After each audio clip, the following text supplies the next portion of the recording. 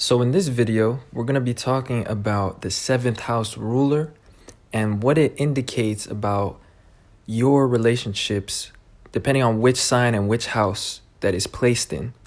So in the previous video, we talked about each of the rulers of the seventh house based on which sign, and this showed qualities of your relationships. But in this video, this will show not only qualities of your relationships, but more so how you contribute to your partner and how you uphold relationships and what it is that you have to offer and how your relationships play out. As well, it can also show your relationship to your best friends or to anybody that you have like a partnership to, and a close relationship to. Now, with that being said, the sign that your ruler is in will show more so the theme of your relationships. Like, it will give more of a theme and more information about what your relationships revolve around. Whereas the house placement will show more so your personal contribution to the relationship, and also how it is that your partner complements you as a result. So with that being said, we're going to start out with each of the signs, and each sign has a house associated to it. So go ahead and check the timestamps in the description and watch both the sign and the house placement. And you can get, like, it can resonate. Both of the house and the sign can resonate, even though the sign shows mostly like the theme of your relationship rather than your personal contribution. But anyways, with that being said, let's go ahead and get into it. And we're going to start out with Aries or the first house. So if you have your seventh house ruler in Aries or the first house, this is for you. So Aries is about action and objectives, and it's also about impulse. So when you have your seventh house ruler in Aries, a lot of times your relationships revolve around personal objectives or things that you want to do. And there is an impulsive quality to your relationships, and your relationships to others, significant others, and to best friends will tend to be very primitive in how you uphold them. It's very simple in the sense that you guys are brought together because you guys simply do the same things, if that makes any sense. Now, also, since Mars rules Aries and Mars is about physical attraction, when it comes to your partners, there is an element of physical attraction that drew you to them, and there is an element of desire that drew you to them. But again, Aries is very primitive in its meanings. So when it comes to your best friends, a lot of times it's just people that do the same things as you, where you guys have the same objectives, but each one is doing the objective for their own personal goal and their own personal gain. Now, when you have your seventh house ruler in the first house, this is about specifically your own personal goals. So whereas, there's definitely some attraction or something impulsive about your relationships, you contribute to your relationships and you uphold them with your leadership or your direction. Your relationships really revolve around your goals and yourself. So you can be more of a selfish lover, but in general, you tend to get along with people that are cooperative and very helpful, and they don't necessarily have a strong sense of direction themselves. They just like to help out, and they like to create a win-win situation. And a lot of times they'll appeal to your psychology and they'll try to partner up with you because they see you doing things. So these are the type of people that you get along with, like people that kind of revolve around yourself, your energy, and your own objectives. And again, the relationship can be very primitive in the sense when the seventh house ruler is in Aries specifically, where it is just a matter of, I want you, so that's why we're in a relationship, or they like something primitive like that, just desires. They want you or you want them, just off of attraction. So anyways, that is Aries. Aries also rules the face, it rules the body. So you guys could also work out together, and that could be part of doing the same things. And that could be the type of people that you are close to in your life, or have a relationship, some semblance of a relationship.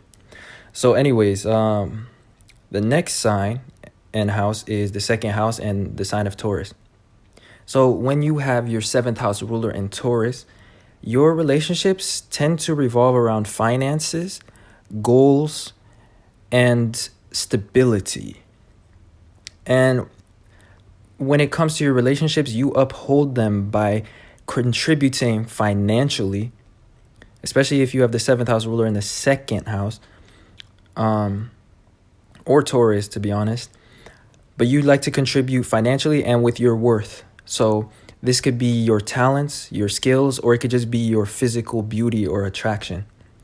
Now, in return, your partner is somebody that will tend to need you a lot, and they build like a dependency on you. And how they contribute and uphold the relationship is they provide you with strategies a lot of times, or like with their opinion of what you should do with your resources. And they'll also contribute loyalty and emotional forms of commitment. A lot of promises and emotions, but a lot of emotional depth and need. Because they may not necessarily have something tangible to offer you, but instead they kind of like get you invested into them, and you'll care a lot about them. And they'll also just build a dependency on you, so they'll need you. So that's the type of relationships that you tend to develop when you have your seventh house ruler in the second house. When it's in Taurus, it's more so going to be about finances in general. So there's something about finances and goals that leads your relationship and ties you guys together. It's all about the monetary aspect. Whereas, the second house can be about values and like beauty or talents or your personal worth. But both of those could resonate.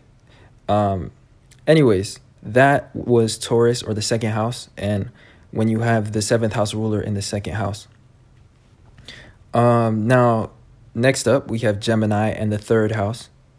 So when you have your seventh house ruler in Gemini, your relationships tend to revolve or be based on communication. And they're very socially based. And your relationships tend to be very organic. They just develop as a result of you communicating to each other often. Also, your relationships revolve around opportunities, and you guys like to talk to each other about different gossip or opportunities or news, or just things that's going on in your social circle or in the world at large. Also, what could lead your relationships is a lot of jokes and curiosity or flirtiness. So that is Gemini, or the third house. And, when you have the seventh house ruler in the third house, like I was saying, conversation brings you guys together, especially with your best friends, not just your lovers. Now, in general, when it comes to your contribution, when you have the seventh house ruler in the third house, is that you like to bring value to each other. And you like to give them interesting information and conversation. And in return, your partner will tend to be somebody that inspires you and gives you direction in life. Like whenever you are around this person, or when you're with this person, you feel like you have more direction because they could have similar beliefs as you, or they can agree on philosophical ideas, and you guys bring each other opportunities. So a lot of blessings come from that. Now, next up, we have the sign of Cancer, and we have the fourth house. So if you have the seventh house ruler in Cancer or the fourth house, this is all about comfort and security. And that's what your relationships tend to revolve around. This theme of security and dependability as well as loyalty and commitment, like investing time and energy into each other, and just spending time together is what causes you to develop relationships with people in the first place. Now, when you have it specifically in the fourth house, this takes on a stronger meaning for you personally, whereas how you uphold your relationships and how you contribute to them is through caring for the person and acting like a resource that they can depend on. So a lot of times they can depend on you as a resource, and you can almost feel like a parent figure in the sense that you're taking care of their needs. And like I was saying, you like to spend time with your significant others and progressively allowing them into your private life, as you guys get to know each other more and more. And that's how the seventh house ruler in the fourth house plays out. So I hope you guys enjoyed, and thanks for watching.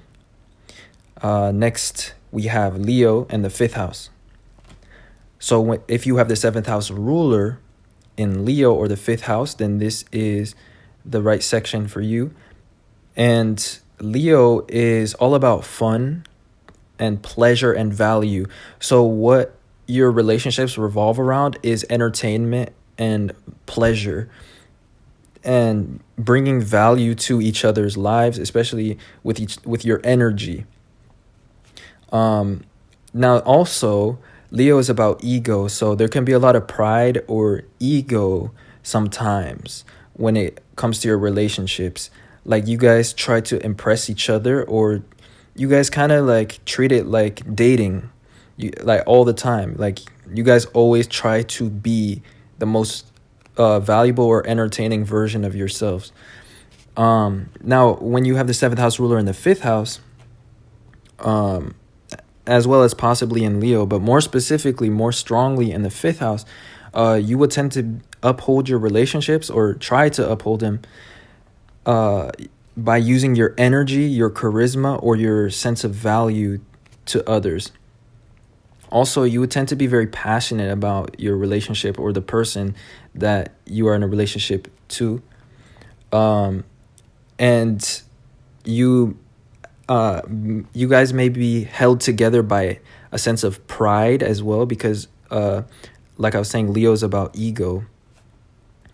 So also your capacities, so like what it is that's possible for you to do, kind of can hold your relationship together, and that's how you try to uphold it. Like you try to be a source of value for the other person, or you try to display strength or confidence.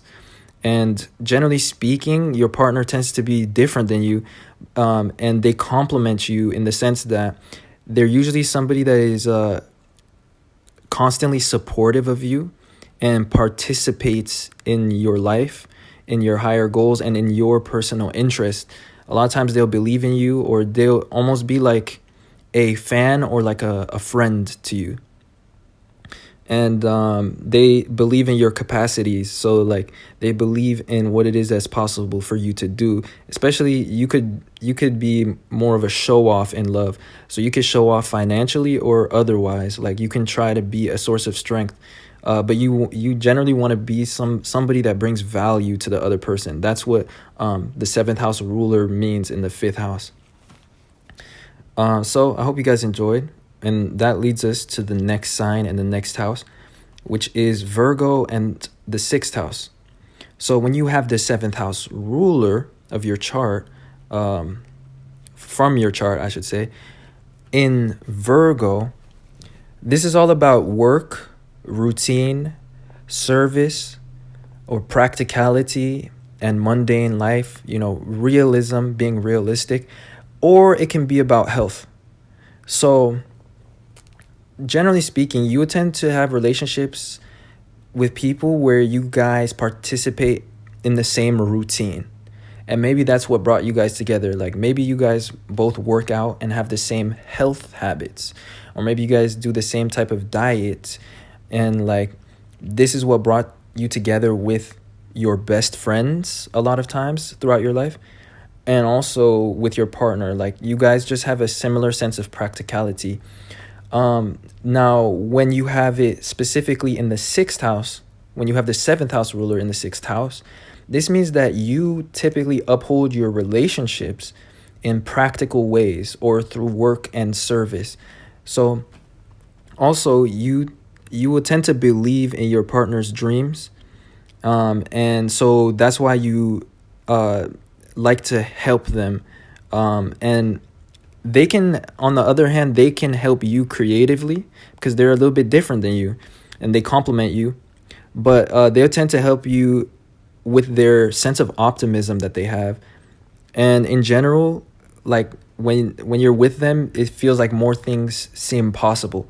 And just in general, when you have a best friend or when you're in a partnership, as somebody that has this Virgo placement or the sixth house placement, you feel like a lot more things are possible when two people are working together. So you get a lot more optimistic when you're in relationships, and you tend to get along with somebody that is optimistic, that is collaborative and creative. But generally speaking, when it comes to you, like you're more of a service-oriented lover. And though at times you feel taken for granted, you don't mind assisting them, your partner, and organizing their things or even organizing their ideas and their mentality. Like a lot of times you play the voice of reason, and you're fairly critical of them and you're fairly realistic. So that basically sums up, the seventh house ruler being in the sixth house, especially. But if it's in Virgo, this is about you guys having similar routine, similar work lives, or health habits, or just being a regular part of each other's lives. So it's all about repetition and dependability and practicality. And you like to serve each other or serve the other person yourself. Though at times you can be taken for granted, though. Because you tend to do a lot of the work and organizing, and you kind of uphold the relationship in terms of like work. So that is Virgo in the sixth house. So I hope you guys enjoyed. And with that being said, that leads us to the next house and sign, which is Libra, or the seventh house. So Libra is the sign of relationships.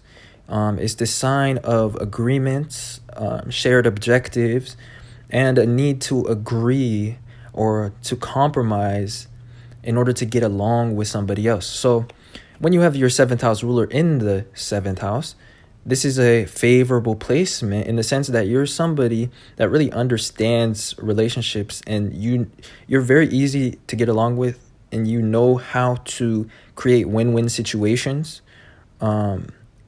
And you're just clever, you're intelligent, especially in a social sense, you're socially intelligent. So you're able to make somebody else feel comfortable. And as well, you're able to insert your own needs as well in a very balanced manner where both people tend to end up very content. So it's easy for you to build a relationship with somebody else in that sense. And how you contribute to your relationships or uphold them is just by simply being charming or catering to each other's comforts, while also occasionally inserting your own interests and getting your own needs met. So sometimes you can manipulate and guide the relationship unconsciously. Like you're the type of person where it doesn't seem like you're leading the relationship, or you're leading the other person, but you kind of pivot them and you kind of direct the other person while also making them feel like they are accomplishing a lot of things.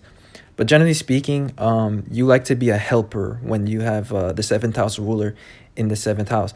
So you look for somebody that plays more of the role of a leader, or that has, objectives that you also believe in, or sometimes where you guys share the same objective.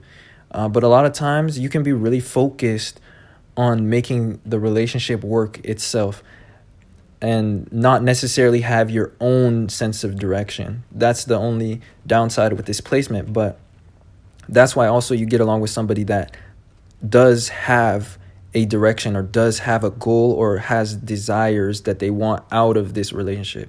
So that is Libra and the seventh house. So I hope you guys enjoyed and that it resonated.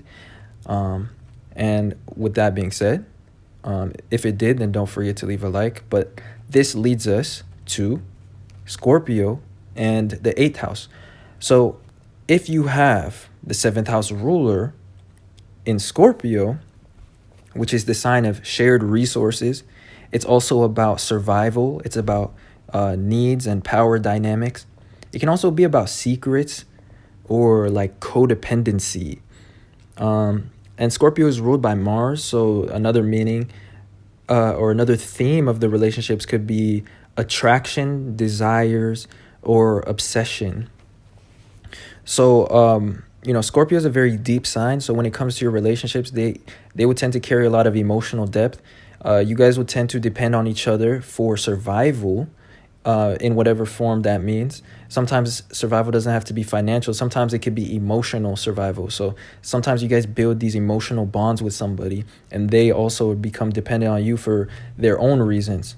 Now, when you have the 7th house ruler in the 8th house, specifically, which is the house of shared resources and the house of other people's money, this indicates that, to be honest, when it comes to your relationships, you tend to offer very little to the other person in a physical sense. Sorry, I meant a material sense. However, in a physical or even a sexual sense, you could be offering a lot because the 8th house is ruled by Mars. So a lot of times these people do contribute with their bedroom skills and also with psychological games by building dependency or obsession. And that's because the 8th house is ruled by Pluto.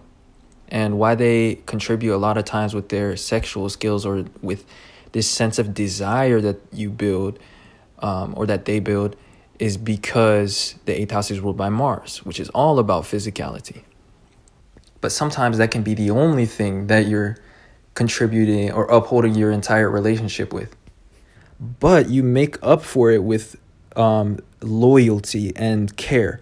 Like nobody cares more about your best friend or your significant other and your best friends in general throughout life than you do. And also you make up for this need and this dependency that you can build with a lot of emotional promises or a lot of emotional bonds. And generally speaking, when it comes to your relationships, like you get the other person more and more invested into you as well. And a lot of times your relationships can be very tight, very intense and very deep in the sense that you guys could be kind of invested into each other a lot. Also, since the 8th house is the house of other people's money and your partner is a little bit different than you in the way that they contribute to the relationship, usually your partners that get along with you in a relationship, they tend to have resources and they tend to act as a resource for you to depend on. They'll invest a lot of their money into you, and they tend to build like sometimes even obsessions with you because you like to appeal to the other person's psychology, and you like to get them more and more invested. And before they know it, they've put so much energy, so much resources into you that they care about you a lot. And also you invest a lot of emotional appeal to the other person. Like you fulfill them on an emotional level and on a deep level. And you guys could share a lot of secrets, if that makes any sense too. But also there could be a lot of strong sexual attraction. And there could be, like I said, like obsession. Or you can get them very wrapped up. So it's a very powerful placement for the 7th house ruler to be in, because it just gives you access to people's deepest resources. And you usually don't offer very much in return except, psychological appeals or like emotional appeals. But, it can get very deep, complicated, and Also, Scorpio and the eighth house are ruled by Mars. So there can be sometimes the temptation for violence in your relationships or abuse, especially when the pressure builds up in the wrong ways.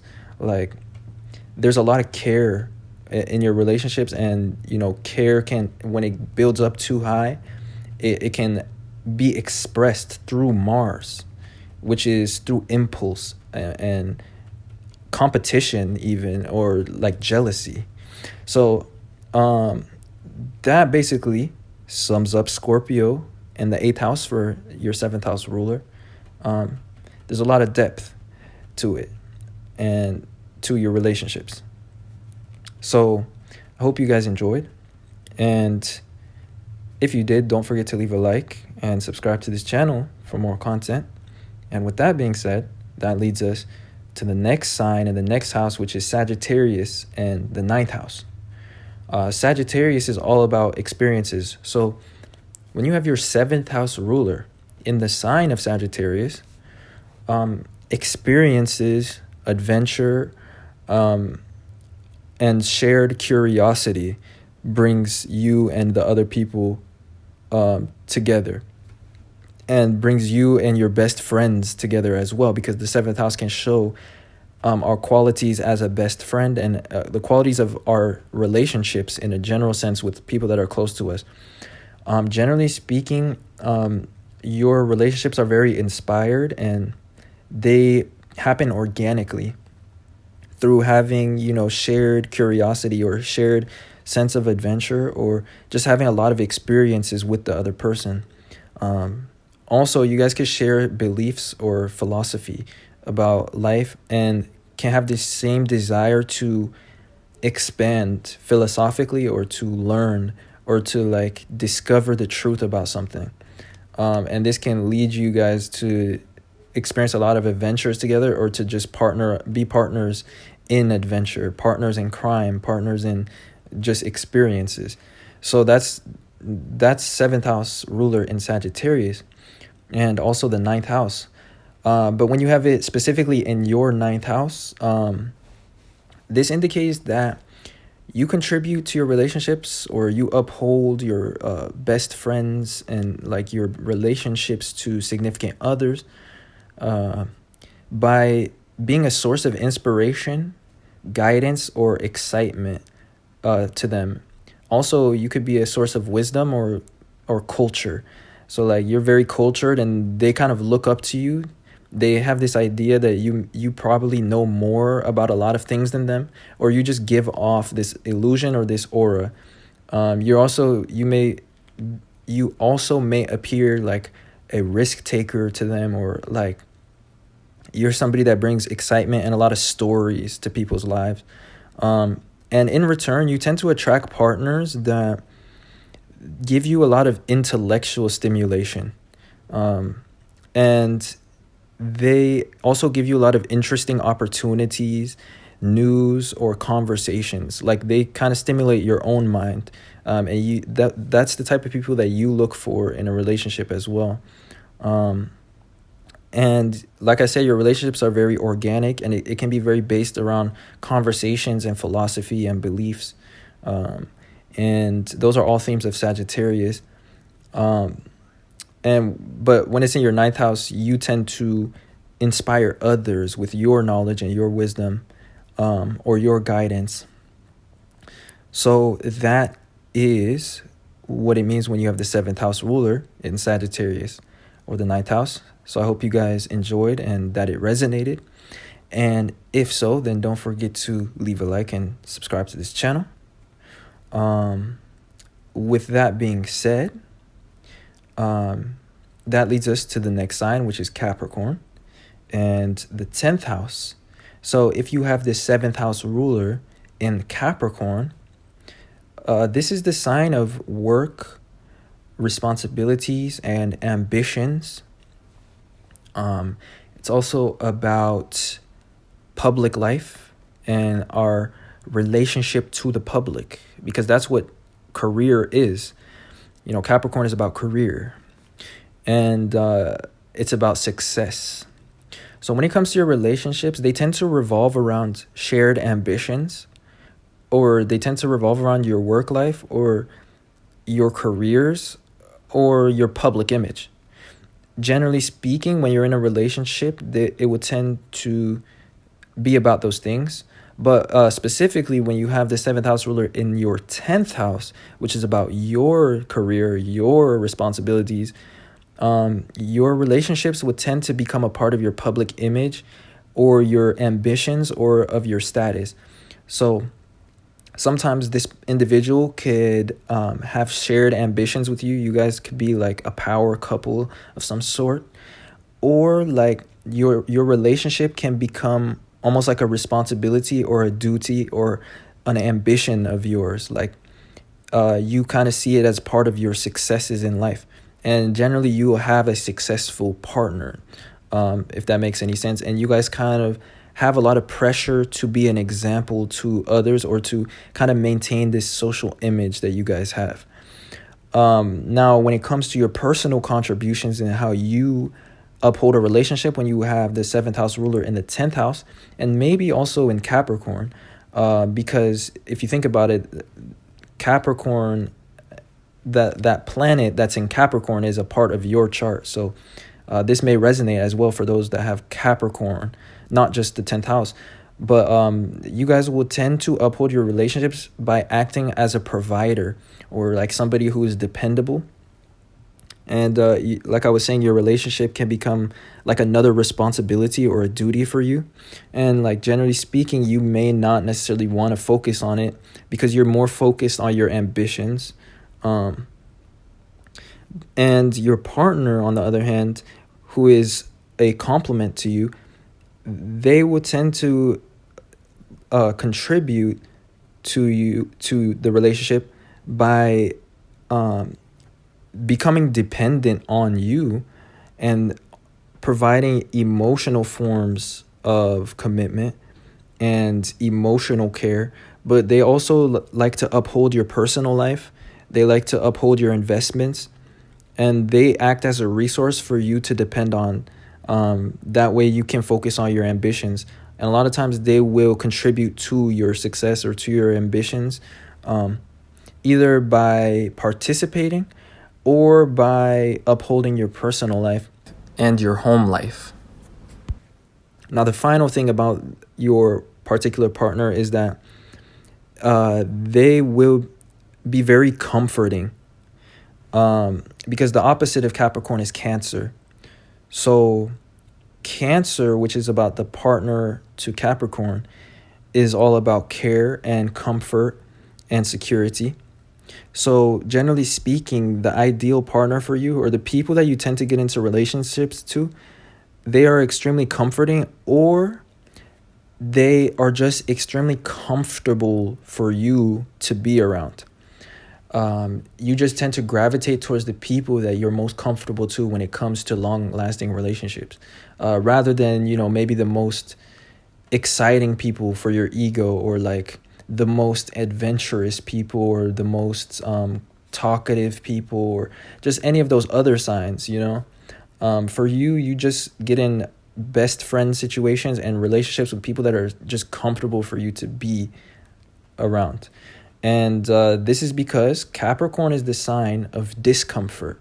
It's all about work and responsibilities.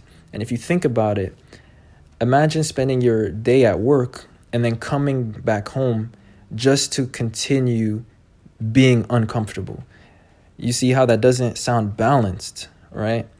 And so that's why people that have a lot of Capricorn in their chart, or that have such a placement like this of the 7th house in Capricorn, they tend to like gravitate around somebody where the other person is very comforting.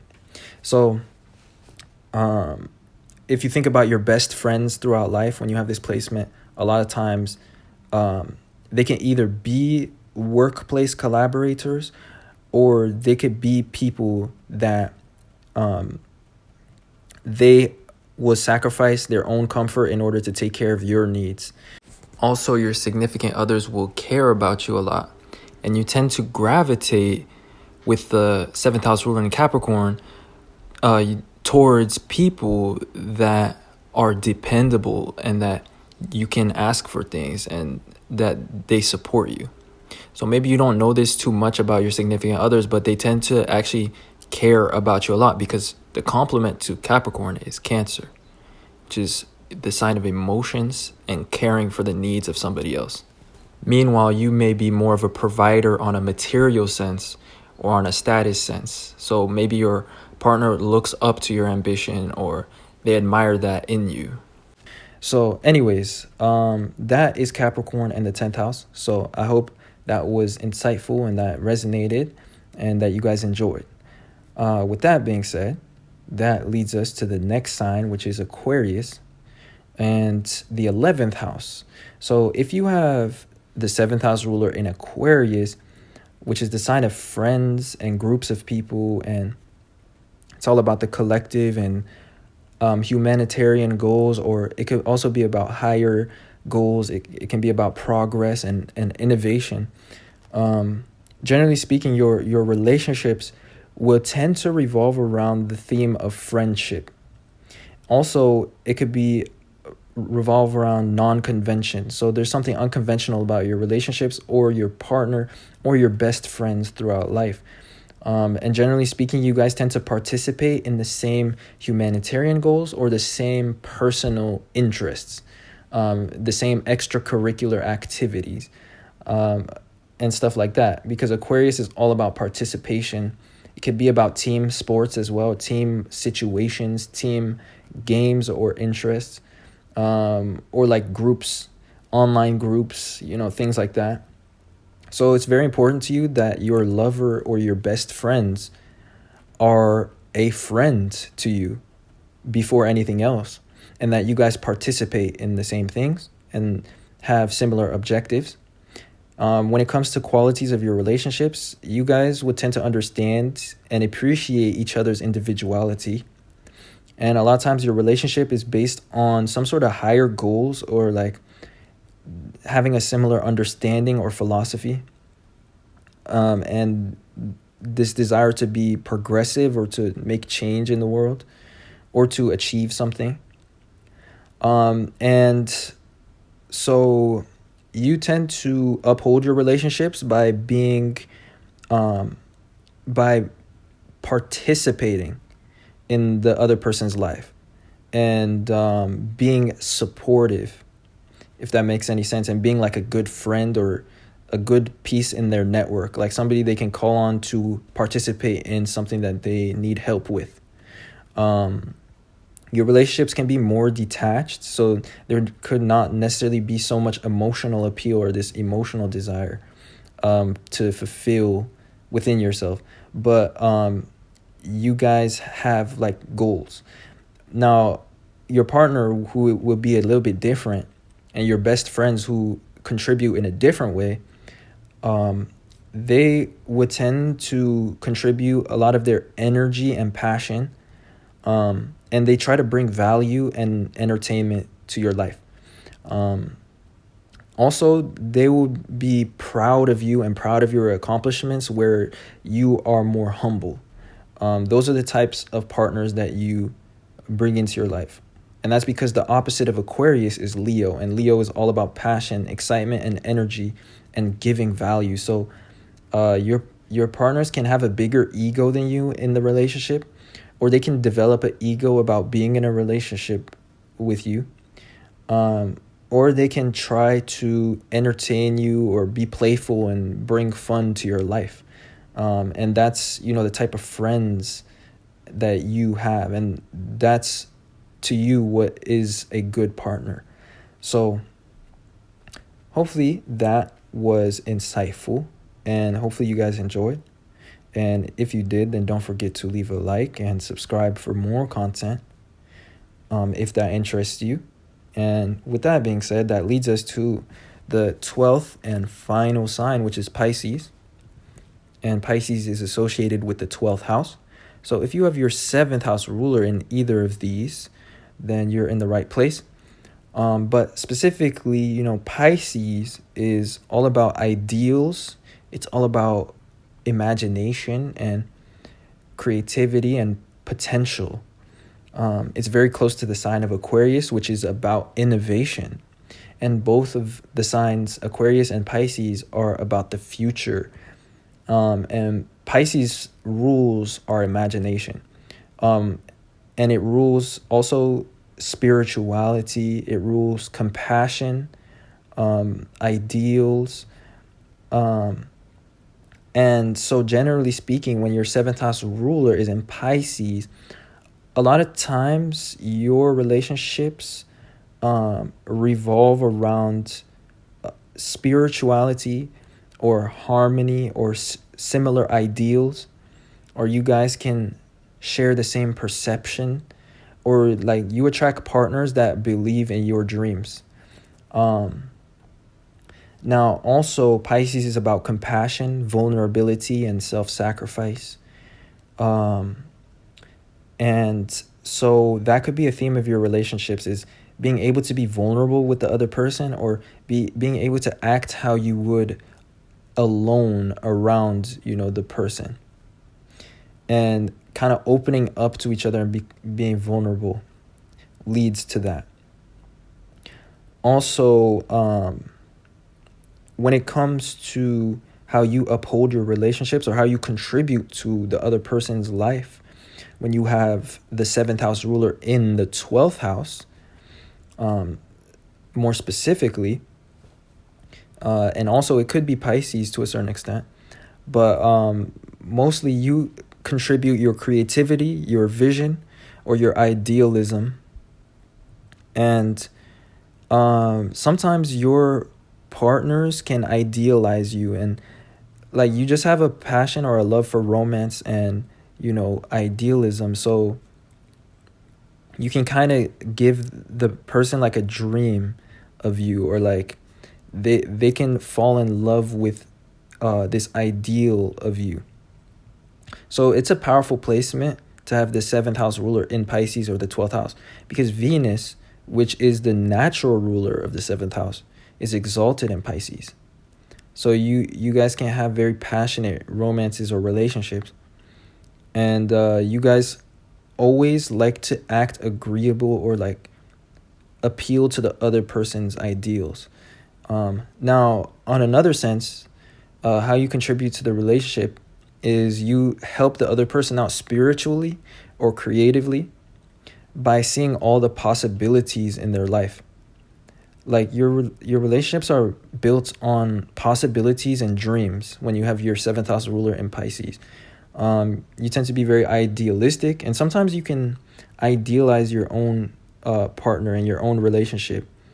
But generally speaking, your significant other, your ideal partner, will tend to be a little bit more realistic than you. And they help you and they uphold the relationship by lending a practical hand and helping you actually materialize your dreams. But the common theme is that when it comes to your best friends, when it comes to your most significant relationships in your life, it's with people that happen to believe in your dreams. They happen to believe in your imagination, or they'll share the same beliefs as you or have the same perception, because Pisces is also about our perception of things. For the most part, they will be a little bit more realistic and practical than you. And they won't see the full picture, but they help you out a lot. And sometimes you can take them for granted. Because the reason why I'm saying all this is because the 12th house is the house of receiving help. So a lot of your relationships revolve around you being helped. The 12th house is very close to the first house, which is all about self. And so your relationships will tend to revolve around your dreams and your visions. And also, since the 12th house and the sign of Pisces are about healing and it's about victimhood, sometimes you can be helped for that reason. Like sometimes you could be somebody that gets help for being a victim, and you like to be cared for in that sense.